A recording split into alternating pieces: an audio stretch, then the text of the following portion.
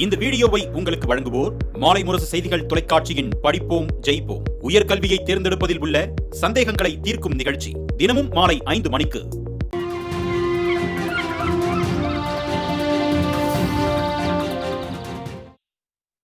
வணக்கம். போஸ்டர் செட்கியர்ஸ் வழங்கும் தமிழ்நாடு 360க்கு உங்களை வரவேற்பது நான் சரவணன். தமிழகத்தில் உள்ள அனைத்து மாவட்ட நிகழ்வுகளையும் விரிவாக பார்ப்பதற்கு முன் முதலில் தலைப்புச் செய்திகளை பார்க்கலாம். தொடரும் கனமழையால் சிறுவாணி அணையின் நீர் மட்டம் ஒரே நாளில் 3 அடி உயர்வு. அணை வேகமாக நிரம்பி வருவதால் பொதுமக்கள், விவசாயிகள் மகிழ்ச்சி.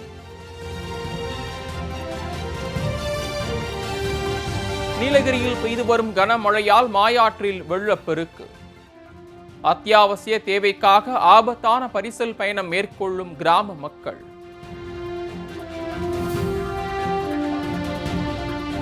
திறந்து வைத்த நாள் முதலே பூட்டியே கிடக்கும் நியாய விலைக்கடை. மின் இணைப்பு வழங்கி மக்கள் பயன்பாட்டிற்கு கொண்டு வர கோரிக்கை.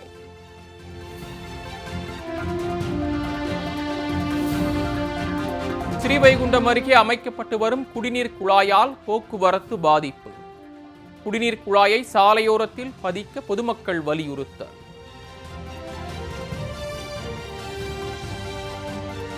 தெருவிளக்கில் படித்து 10ஆம் வகுப்பில் அதிக மதிப்பெண்கள் எடுத்து தேர்ச்சி பெற்ற கணிக்கர் சமுதாய மாணவர்கள். அடிப்படை வசதிகளின்றி தவிக்கும் கணிக்கர் சமுதாய மக்களின் நிலையை விளக்கும் செய்தி தொகுப்பு.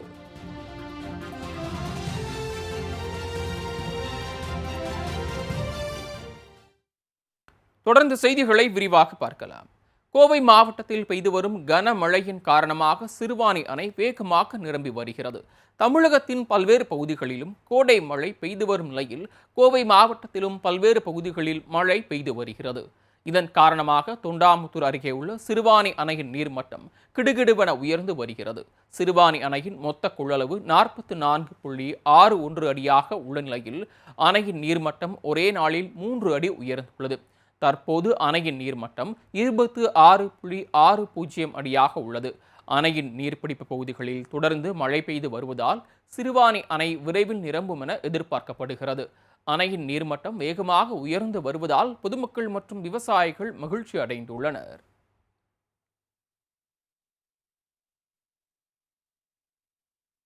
சத்தியமங்கலம் அருகே மாயாற்றில் வெள்ளப்பெருக்கு ஏற்பட்டுள்ள நிலையில் கிராம மக்கள் ஆபத்தான பரிசல் பயணம் மேற்கொண்டு வருகின்றனர். ஈரோடு மாவட்டம் பவானிசாகர் வனப்பகுதியில் தெங்குமரஹாடா கிராமம் அமைந்துள்ளது. இங்கு வசிக்கக்கூடிய ஆயிரக்கணக்கான மக்கள் சத்தியமங்கலம், பவானிசாகர், கோத்தகிரி ஆகிய பகுதிகளுக்கு சென்று வர மாயாற்றை கடக்க வேண்டிய நிலை உள்ளது. இதனால் இப்பகுதி மக்கள் பரிசல் பயணம் மேற்கொண்டு மாயாற்றை கடந்து செல்வது வழக்கம். இந்நிலையில் கோவை மற்றும் நீலகிரி மாவட்டங்களில் பெய்து வரக்கூடிய கனமழையினால் மாயாற்றில் வெள்ளப்பெருக்கு ஏற்பட்டுள்ளது. இருப்பினும் அன்றாட தேவைகள் மற்றும் கூலி வேலைக்கு செல்லும் பொதுமக்கள் ஆபத்தான முறையில் பரிசல் பயணம் மேற்கொண்டு மாயாற்றை கடந்து செல்கின்றனர்.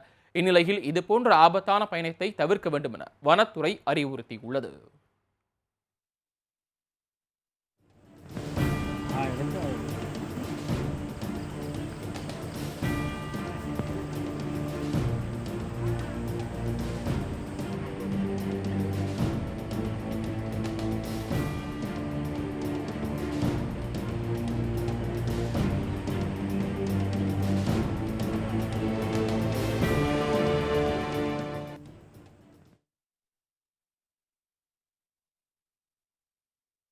மின் இணைப்பு இல்லாததால் திறந்து வைத்த நாள் முதலே பூட்டியே கிடக்கும் நியாய விலைக் கடையை கண்டு பொதுமக்கள் கவலை அடைந்துள்ளனர்.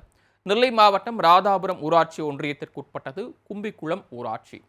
இங்குள்ள சீலாத்திக்குளம் கிராமத்தில் அனைத்து கிராம அண்ணா மறுமலர்ச்சி திட்டத்தின் கீழ் 12,70,000 ரூபாய் மதிப்பில் நியாய விலைக் கடை ஒன்று கட்டி முடிக்கப்பட்டது.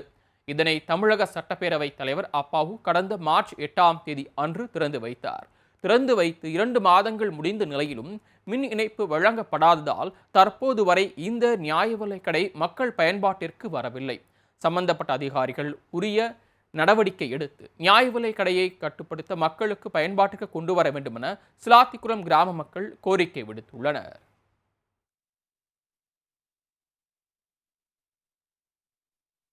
கருங்குளம் அருகே போக்குவரத்திற்கு இடையூறாக கொண்டு செல்லப்படும் குடிநீர் குழாயை சாலையோரத்தில் பதிக்க பொதுமக்கள் கோரிக்கை விடுத்துள்ளனர்.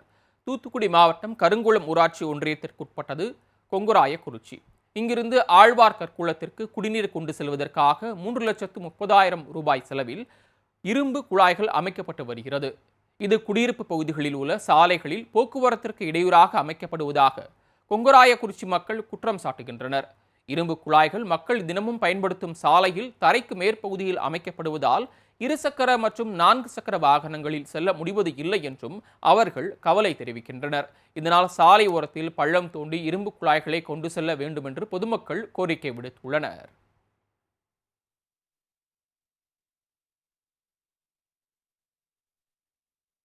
சென்னை ஈசிஆர் சாலையில் கடும் போக்குவரத்து நெரிசல் ஏற்பட்டுள்ள நிலையில் ஆம்புலன்ஸ் வாகனங்களை ஓட்டுநர்கள் எதிர் திசையில் அதிவேகமாக ஓட்டி நோயாளிகளின் உயிரை காப்பாற்றி வருகின்றனர். செங்கல்பட்டு மாவட்டம் வெட்டுவான்கேணி பகுதியில் ஈசிஆர் சாலை நடுவில் மழைநீர் செல்லும் தரைப்பாலம் அமைக்கும் பணி வெகு நாட்களாக நடைபெற்று வருகிறது.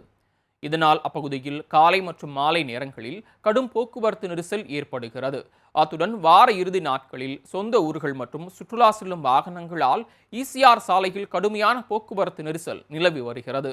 கண்ணுக்கு எட்டிய தூரம் வரை வாகனங்கள் அணிவகுத்து நிற்பதால் வாகனங்கள் பல மணி நேரம் காத்திருக்க வேண்டிய நிலை ஏற்படுகிறது. இந்நிலையில் அவசர சிகிச்சைக்காக சென்னை நோக்கி சென்ற 108 ஆம்புலன்ஸ் வாகனம் சுமார் 2 கிலோமீட்டர் தூரத்திற்கு வாகனங்கள் அணிவகுத்து நிற்பதை கண்டதும் ஆம்புலன்ஸ் ஓட்டுநர் எதிர் திசையில் அதிவேகமாக வாகனத்தை இயக்கி நோயாளியின் உயிரை உரிய நேரத்தில் மருத்துவமனைக்கு கொண்டு அழைத்துச் சென்றார். நாள்தோறும் போக்குவரத்து நெரிசலால் வாகன ஓட்டிகள் கடும் சிரமத்திற்கு உள்ளாகும் நிலையில் தரைப்பாலம் அமைக்கும் பணியை விரைந்து முடிக்க வேண்டும் என்ற கோரிக்கை எழுந்துள்ளது. திருப்புவனத்தில் நேர்த்தி கடனுக்காக முதல் முறையாக 35 அடி உயரமும் 1 டன் எடையும் கொண்ட மிகப்பெரிய ராட்சச அருவா தயாராகியிருக்கிறது.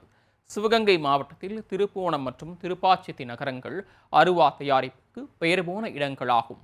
இங்கு சுமார் 20க்கும் மேற்பட்ட அருவா பட்டறைகள் செயல்பட்டு வருகின்றன. எடை குறைவாகவும் கூர்மையாகவும் தயாரிக்கப்படும் இப்பகுதி அருவாக்களுக்கு தமிழகத்தில் எப்போதுமே தனி மவுசு உள்ளது. ஐயனார் மற்றும் கருப்பண்ணசாமி கோயில்களுக்கு வரும் பக்தர்கள் நேர்த்தி கடனுக்காக அருவா செய்ய ஆர்டர் கொடுக்கின்றனர்.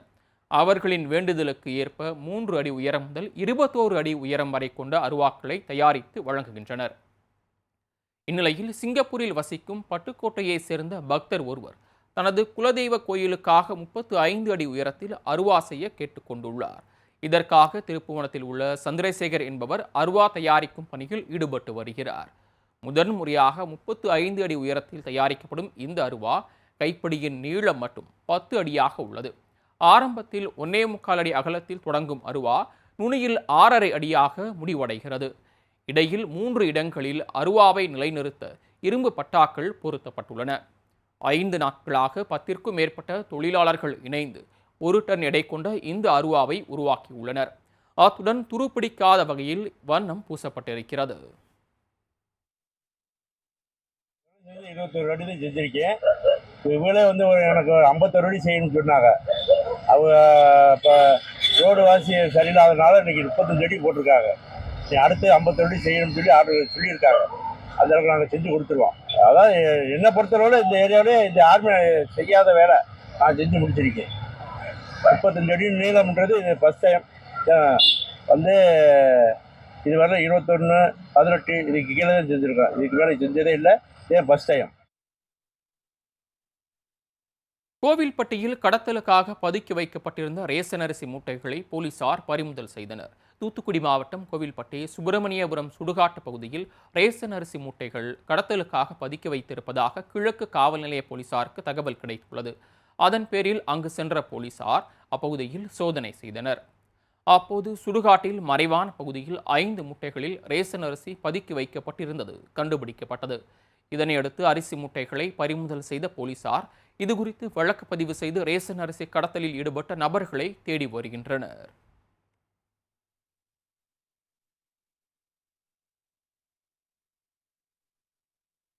போஸ்டர் செட்கியர்ஸின் தமிழ்நாடு 360யில் அடுத்து வருவது உங்கள் ஊர் நிகழ்வுகளை விரைவாக வழங்கும் உள்ளூர் எக்ஸ்பிரஸ்.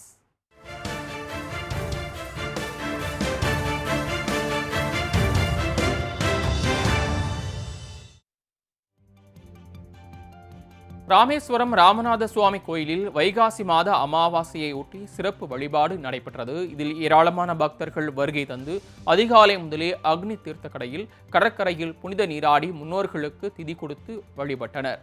அதனைத் தொடர்ந்து ராமநாத சுவாமி திருக்கோயிலில் நீண்ட வரிசையில் காத்திருந்து 22 புனித தீர்த்தத்திலும் நீராடி சாமி தரிசனம் செய்தனர்.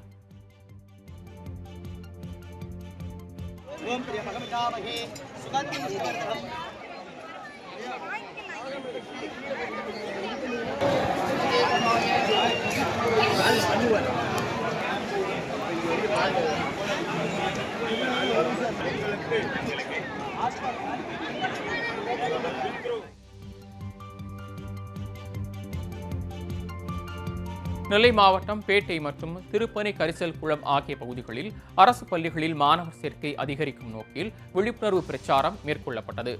LKG முதல் 12ஆம் வகுப்பு வரை தமிழ் மற்றும் ஆங்கில வழியில் இருபால மாணவர்களும் கல்வி கற்பிக்கப்பட்டு வருகிறது. இதுகுறித்தும் அரசு பள்ளியில் படிப்பதன் மூலம் மாணவர்களுக்கு வழங்கப்படும் சலுகைகள் குறித்தும் சிறப்பு பயிற்சி வகுப்புகள் மற்றும் அரசு வேலைவாய்ப்புகள், அரசு உயர்கல்வி சேருவதற்கான இடஒதுக்கீடு உள்ளிட்டவை குறித்தும் முன்னாள் மாணவர்கள் எடுத்துரைத்து விழிப்புணர்வை ஏற்படுத்தினர்.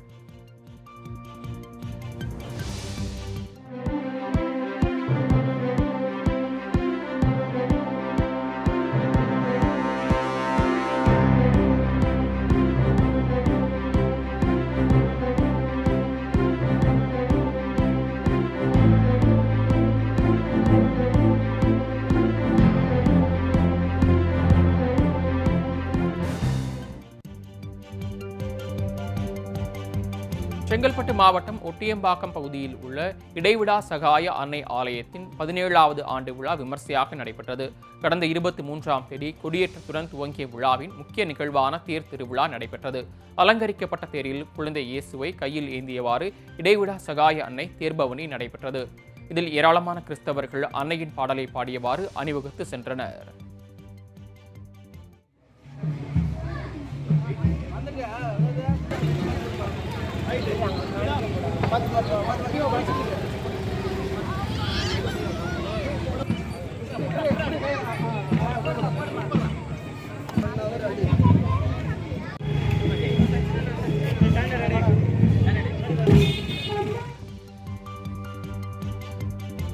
திருவள்ளூர் மாவட்டம் திருத்தணி சுப்பிரமணிய சாமி திருக்கோயிலில் கிருத்திகை தினத்தையொட்டி முருக பக்தர்கள் குவிந்து காவடி எடுத்து வழிபாடு செய்து வருகின்றனர். அதிகாலை முதலே மலைக்கோயிலில் குவிந்த ஏராளமான பக்தர்கள் மயில் காவடி, பால் காவடி, புஷ்ப காவடி எடுத்து வந்தும் அலகு குத்தியும் நேர்த்தி கடன் செலுத்தி வருகின்றனர். கிருத்திகையையொட்டி மூலவர் முருகப்பெருமானுக்கு பால், பழம், இளநீர், தேன், பஞ்சாமிர்தம் உள்ளிட்ட பல்வேறு பொருட்களை கொண்டு அபிஷேகம் நடைபெற்றது. சென்னை வண்ணாரப்பேட்டையை சேர்ந்த பக்தர்கள் சரவண பொய்கை திருக்குளத்திலிருந்து முருகனின் பாடல்களை பாடி வந்து வழிபாடு செய்தனர்.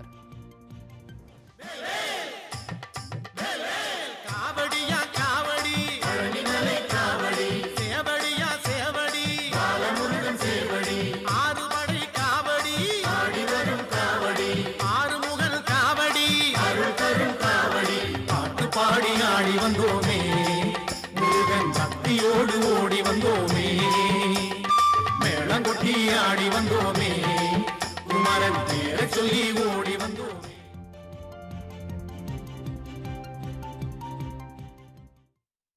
போஸ்டர் செட்கியர்ஸ் வழங்கும் தமிழ்நாடு 360யில் மாவட்டங்களில் நடந்த விளையாட்டு செய்திகளை வழங்க வருகிறது விளையாட்டு களம்.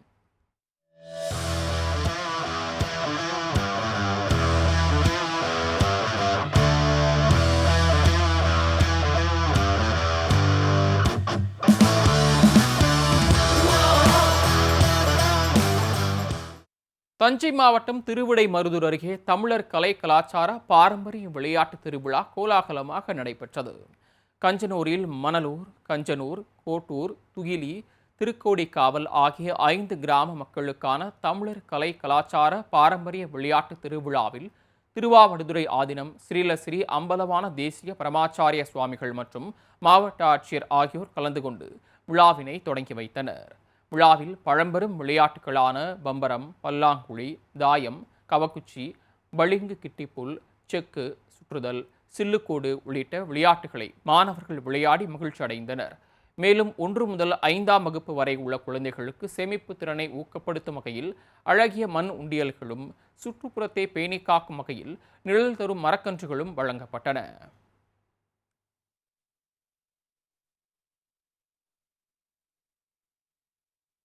நேபாளத்தில் நடைபெற்ற இன்டர்நேஷனல் சிலம்ப போட்டியில் பழனியை சேர்ந்த சிறுவன் தங்கப் பதக்கம் வென்று சாதனை படைத்துள்ளார்.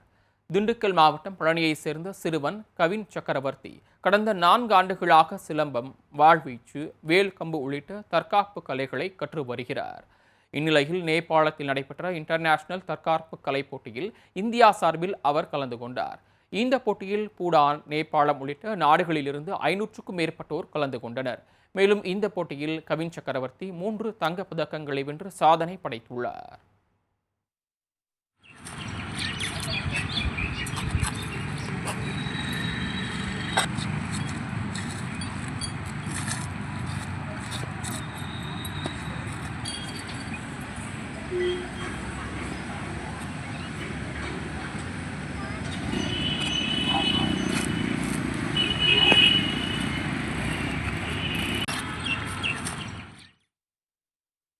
மூன்று தங்கப் பதக்கங்களை வென்று இந்தியாவிற்கு பெருமை சேர்த்த சிறுவன் கவின் சக்கரவர்த்தியை பயிற்சியாளர், பெற்றோர் மற்றும் நண்பர்கள் பாராட்டி வருகின்றனர். மேலும் ஒலிம்பிக் போட்டியில் தற்காப்பு கலைகளான சிலம்பம், வாழ்வீச்சு உள்ளிட்ட போட்டிகளை சேர்த்தால் வெற்றி பெற்று சாதிப்பேன் என்று சிறுவன் கவின் சக்கரவர்த்தி தெரிவித்துள்ளார்.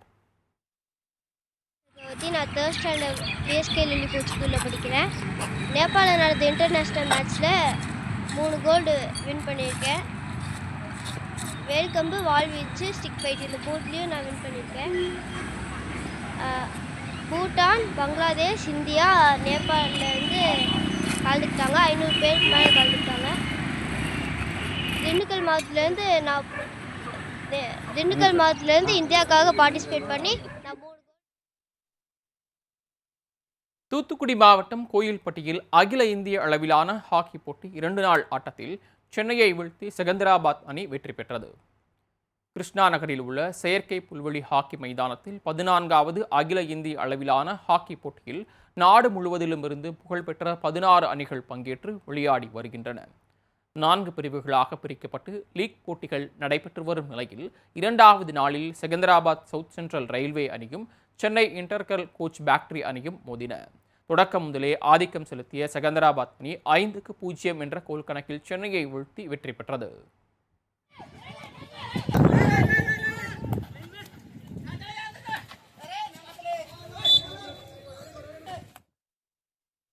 உயர்கல்வியில் சேரவுள்ள மாணவர்களின் சந்தேகங்களை தீர்க்கும் வகையில் ஒரு புதிய முன்னெடுப்பாக நமது மாலை முரசு தொலைக்காட்சியில் தினம்தோறும் மாலை 5 மணிக்கு படிப்போம் ஜெயிப்போம் என்ற நிகழ்ச்சி ஒளிபரப்பாகிறது. உயர்கல்வி தொடர்பான சந்தேகங்களுக்கு துறை சார்ந்த ஆளுமைகள் விளக்கம் அளித்து வருகின்றனர். 100 நாட்களில் பல்வேறு படிப்புகள் தொடர்பாக நிபுணர்கள் விளக்கம் அளிக்கின்றனர். அந்த வகையில் இன்று மாலை 5 மணிக்கு ஒளிபரப்பாகும் நிகழ்ச்சியில் சென்னை IIT பேராசிரியர் முனைவர் மகேஷ் பஞ்சாகனுலா சிறப்பு விருந்தினராக பங்கேற்று அப்ளைடு மெக்கானிக் படிப்பு மற்றும் வேலை வாய்ப்புகள் குறித்து பேச உள்ளார். இது தொடர்பான சந்தேகங்களை மாணவர்கள் தொலைபேசி வாயிலாக கேட்டு பயன்பெறலாம்.